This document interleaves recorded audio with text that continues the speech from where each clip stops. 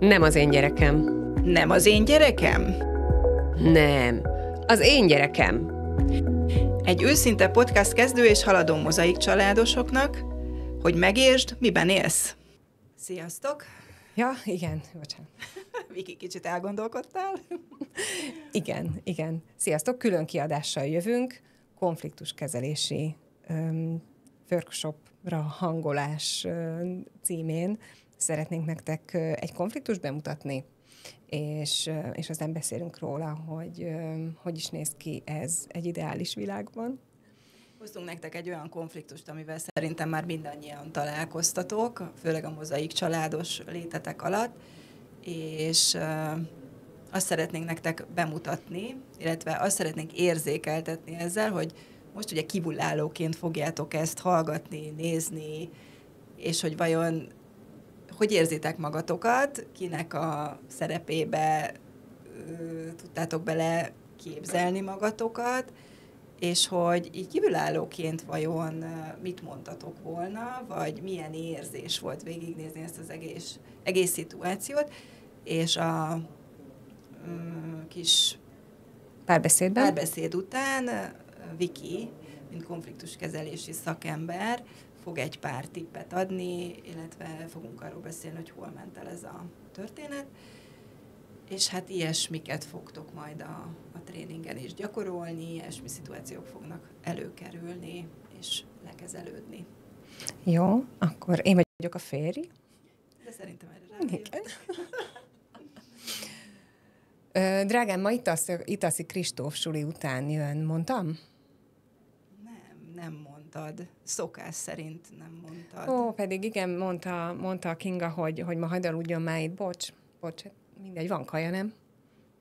De gondolom a Kinga nem ma mondta, és nincs kaja, mert azt hittem, hogy majd Jó, akkor elmegyek, veszek kaját. Most de ez nem arról szól, hogy te most veszel kaját, vagy nem veszel kaját, hanem az, hogy annyiszor kértem már, hogy légy szíves, szóljál, amikor jön a gyerek, és nem hiszem el, hogy most derült ki, hogy jön a gyerek, mert szerintem megnéznénk a telefonodat, szerintem már 2-3 napja. Jaj, akkor nézd meg, komolyan. De ez nem arról szól, hogy most megnézem a telefonodat, hanem arról, hogy már hogy nem akarod, nem hogy itt legyen. De igenis, tudod, hogy akarom, meg nem zavar, ha itt van, meg nagyon szeretem, amikor itt van, de most megint nem az ő napja van, meg van beszélve, van egy rendszer, és állandóan felborítjátok. Jó, az Excel-tel. De alig van itt, te is tudod, ez a 2 hetente hétvége, ez nekem semmire nem elég. Úgy örülök, hogy jön még pluszban máskor. Igen, múlt héten megkért a Kinga, de azt hittem, ennek semmi jelentősége. És nekem meg ma mondod. Gondoltam, te is örülsz, ha itt van, de ezek szerint nem. Jó, akkor nem. Akkor fölhívom a Kingát, hogy ne szól, hogy örülök, hanem az, hogy ti már megint az Excel-del a hátam mögött leszerveztetek valamit, és én már megint csak egy statiszta vagyok, egy kívülálló, már megint nem számít, hogy mit gondolok, mert én fogadjak el mindent. Igen, de mindig ez a lemez, amikor jön, mindig ez van. És ha én ma szerveztem volna magunknak valamit, mondjuk egy meglepetés mozit? Hányszor szerveztél meglepetés mozit? De most, ha szerveztem volna. Vagy elterveztem egy közös estét, és most föl van borulva, és tudod, nem a gyerekről van szó, mert szeretem a gyereket. Persze, nyilván nagyon szereted, csak ne jöjjön ide többet, mint amennyi meg van beszélve, vagy jelentkezzen be előre. De mindig kavartok, mert ha ez egy egyszeri alkalom lenne, akkor azt mondanám, hogy oké, de ti mindig kavartok az Excel. És te meg mindig ugrasz. Legyen elég ennyi. Nagyon jó. Tényleg nagyon jó játszod a hisztist. Nem akarom tudni miért. Igen, a feleség tele van sértettséggel. Az ex miatt én itt nem vagyok fontos, gyűlik. A hátam mögött történnek. Igen, hogy én nem tudok a dolgokról, mikor tudtad meg, ha belenéznénk a telefonodba, biztos. Szóval itt van egy én ebből ki vagyok hagyva érzés a feleségben. Eljátszhatjuk, most így spontán merénylet, az ideális verziót? Mindenképpen, úgyhogy most látni fogjátok, milyen az, hogyha ez jól le van kezelve, ez a helyzet. Még akkor is, hogyha egyébként annyiból igaza volt a feleségnek, hogy nem szóltak neki. Igen. Tehát, hogy itt mindenkinek megvan a maga oldala, Ugye erről beszéltünk egy előző videó, a maga igazsága, mint ahogy minden konfliktusban, mind a két félnek, háromnak, akárhányan, mindenki a saját igazát mondja, csak ugye itt jönnek be az értékrendi különbségek, a hitrendszerek, a minták, az önismeretnek Igen, tehát jelen esetben a férjnek tudnia kellett, hogy ebből balhé lesz. Így van. Tehát én eleve úgy kezdeném a férj helyében, hogy ne haragudj, tök szégyellem magam, hogy elfelejtettem szólni. Vagy nem felejtett el, hanem pontosan tudta, hogyha mondjuk ő egy héttel ezelőtt szól, akkor egy héten keresztül megy ez a vita jellemzően, és ezt akarta elkerülni, így ugye aznap szólt, amikor megtörténik, amikor már nem lehetett változtatni ezen, tehát késztények elé állította tulajdonképpen a feleségét, Igen. amitől a feleség rosszul érezte magát. Igen, tehát egyrészt ezt el lehet akkor, hogyan lehet elkerülni egy ilyen balhét? El lehet kerülni azzal, hogy amikor Kinga fölhív engem, hogy figyelj, szerne hagyaludjon már pluszban ott a gyerek, akkor azt mondom, hogy oké, megbeszélem Szilvivel, hogy mit szól hozzá. Mi mint párkapcsolat, ugye, amiről mindig beszélünk, hogy itt a párkapcsolat a prioritás. Tehát mi élünk együtt, ez a mi családunk, és elsősorban egymással felnőttek, ugye itt a másik kulcs szó a felnőttek, tehát két felnőtt először megbeszéli az őt érintő dolgot, és utána kommunikálják ki akár a gyerek felé is, hiszen ebből a gyerek is kijöhet vesztesen, hogy a feje fölött a szülők kommunikálnak. Hol alszok, mi van? Igen. Hát igen, meg mondjuk, hogy nem szívesen látnak, mert mondjuk megérkezik abba a gyerek, a feszkóba. És akkor a feleség az kivonul és sértett, és ezt a gyerek is érzékeli, hogy nem szívesen látják itt. Pedig igen. Igazából nem erről van szó. Igen, tehát a legideálisabb helyzet az lenne, hogy Kinga és a férj tisztában vannak azzal, hogy oké, van egy ilyen helyzet, nekünk ezt először Kinga, a férj és Szilvi meg kell beszélnünk, hogy nekünk ez oké-e. Minden oldalról le vagyok védve, hogy nem lesz feszkó. Mert a Szilvi rábólintott, a Kinga pedig elmondta. Na, ez már megdől, hogyha én a Kingával nem vállalom ezt a konfliktust föl. Vagy azt mondom neki, hogy meg kell beszélnem Szilvivel, amire Kinga úgy reagál, hogy miért nem mehetne? Hát most még ő ad engedélyt, vagy mi? Szóval itt meg már bejön egy olyan konfliktus. Tehát tegyük föl, hogy a Kingával nem vállaltam fel a konfliktust, és azt mondtam, hogy a gyerek jöhet. És akkor ott persze, hogy jogosan érzi a feleség, jogosan érzem én azt, hogy bezzeg az ex-el nem konfrontálódik, velem viszont igen, holott engem választott, én vagyok a párja.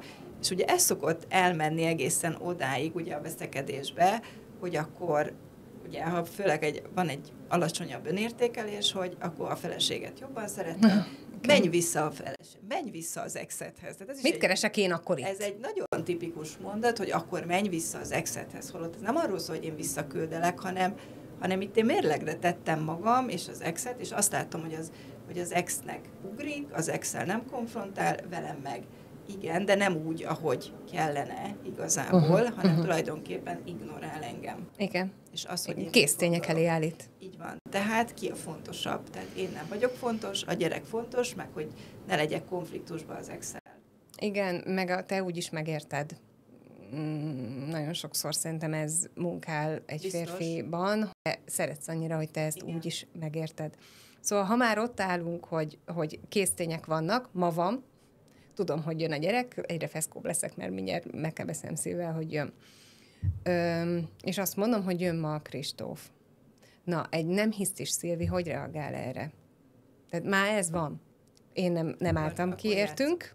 Igazából itt is van két vonal, hiszen egyrészt ugye lehetek humoros. Legyél humoros. Lehet humorral reagálni, ugye az a legjobb, az oldja legjobban. És lehet abszolút asszertívan. Megnézzük mind a kettőt? Nézzük meg mind a kettőt. Drágám, ma itt alszik a Kristóf, jön mindjárt a suli után, nem mondtam? De ahogy szoktad, tudod. Majd szólok. Szóltál. Köszi. Most szóltam. Gond? Probléma?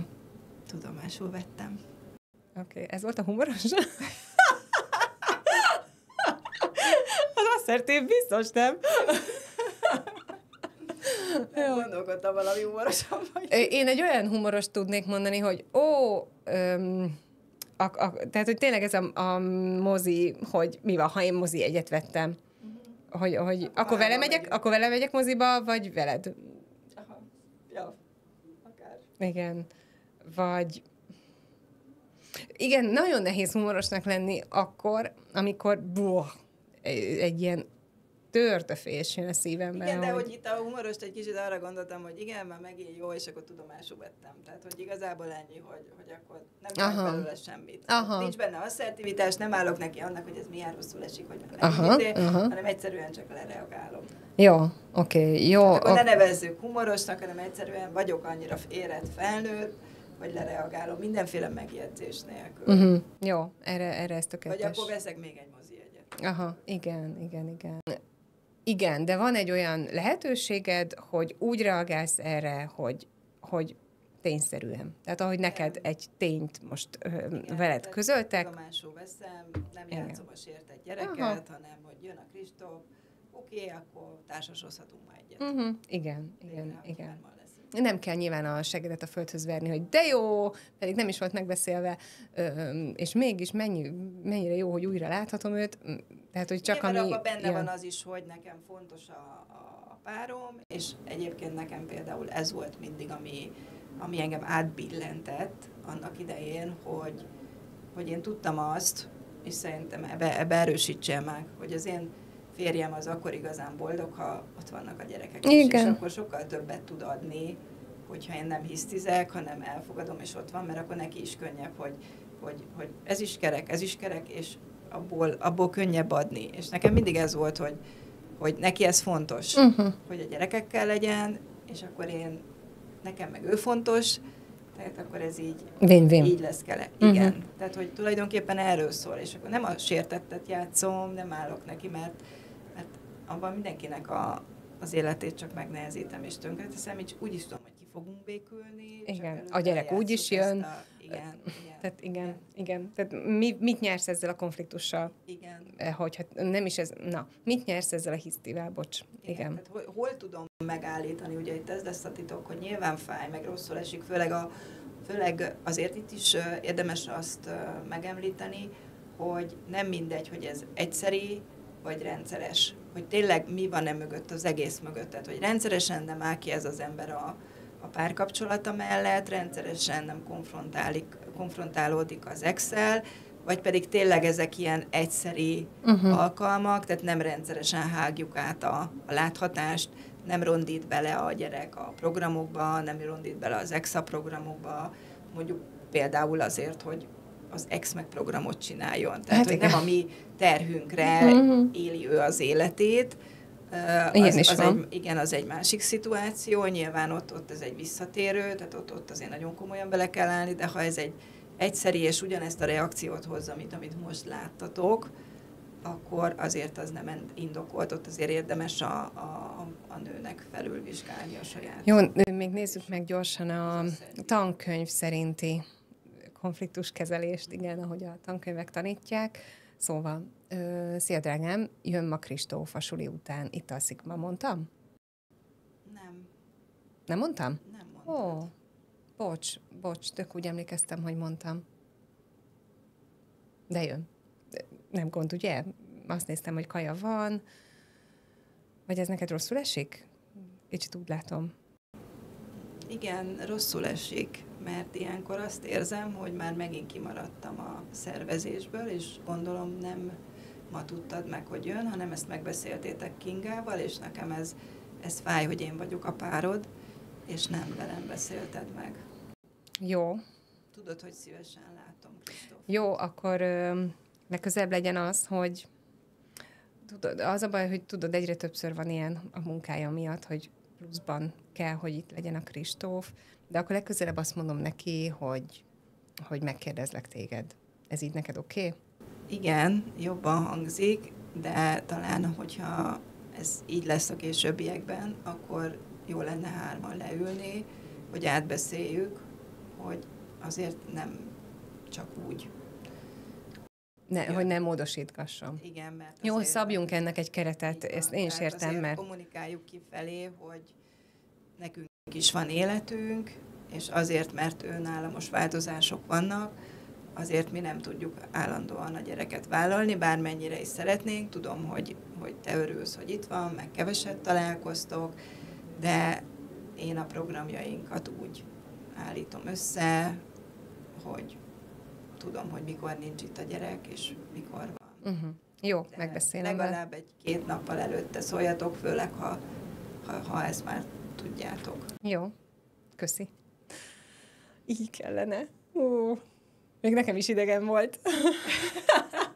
Igen, tehát, hogy ez nehéz, de ennél van szerintem egy még asszertívabb verzió, mert ez egy ilyen emberi fogyasztásra alkalmas volt szerintem, hogy nem kell mindent túlmagyarázni, nem kell annyira nagyon-nagyon asszertívnek lenni, mert sokszor a másik attól is kiszalad, hogy én azt érzem. Igen. Amikor ezt mondod, akkor én azt érzem. Igen, nem, tehát, hogy egyszerűen tényleg csak azt mondjátok el, amit gondoltok, és a mozit. éreztek az adott helyzetben, hogy akár azt is, hogy miért esik ez nektek rosszul. Tehát, hogy itt mehettünk volna tovább abba, hogy nézd, ezt azért beszéljük át, mert itt sokkal többről van szó, mint ami itt elhangzott, mert nekem rosszul esik az, hogy ki vagyok hagyva ebből az egészből, hogy én csak másodlagos vagyok, és itt már azért bejön az, hogy amikor én másodlagosnak érzem magam, az egy kicsit az enyém. Tehát azt nem terhelhetem rá a páromra. Az a te érzésed. Így van, mert azzal nekem kell megküzdeni, hogy vajon miért érzem én magam másodlagosnak, és ezt kicsit azzal tudom összekötni, mint amikor így rivalizálnak a nők, vagy ez a testsúly, testkép, hogy látok valamit, és hasonlítgatom magam, tehát hogy nem kell, tehát hogy itt ugyanaz zajlik, hogy de ez megy, te is tudod, a rivalizálás az sajátunk. Hogy ez nagyon-nagyon nehéz dolog, viszont tényleg érdemes róla beszélni, mert a másik is így fogja megérteni, és azért itt nagyon fontos lesz az, hogy reagál ugye a férfi, hogy mennyire validálja ezt az egészet, vagy mennyire elutasít, mennyire kezd magyarázkodni, mert az már ugye egy kicsit megy egy másfajta dinamikába. Tehát itt utoljára azért 2 felnőtt ember kommunikációját hallhattátok. Reméljük, hogy tetszett nektek ez a konfliktuskezelési esettanulmány. De hozunk még Jövünk még ilyenekkel, igen. Mert nagyon sok ilyen helyzet. És sokat lehet belőlük tanulni, azt gondolom. Igen. Meg sajnos tök tipikusak. Igen. És mondom, tehát szerintem ennek a legnagyobb értéke abban van, hogy most egy kicsit kívülről láthattátok azt, hogy mit csináltok. Igen. Ezt a párokkal szoktam úgy játszani, hogy akár szerepcserével is, vagy átveszem valamelyiknek a szerepét, de hogy szerintem ez így benne van az irritáló faktor, nem, hogy de most tényleg basszus, ilyen vagyok. Igen. Sokszor az önmagában egy persze. A tükör. Igen. Jó, oké, köszönjük szépen. Jövünk még ezzel. Sziasztok! Sziasztok! A mai adás véget ért. Köszönjük, hogy meghallgattad. További tartalmakért kövess minket Instagramon, Facebookon, a Nem az én gyerekem oldalán. Témajavaslataidat a nemazéngyerekem@gmail.com e-mail címre tudod elküldeni. YouTube-on és Spotify-on megköszönjük, ha feliratkoztok a Nem az én gyerekem oldalra, így elsőként értesülhetsz az új tartalmakról. Elindult a weboldalunk, ahol az eseményeinkre is tudsz jelentkezni. www.nemazéngyerekem.hu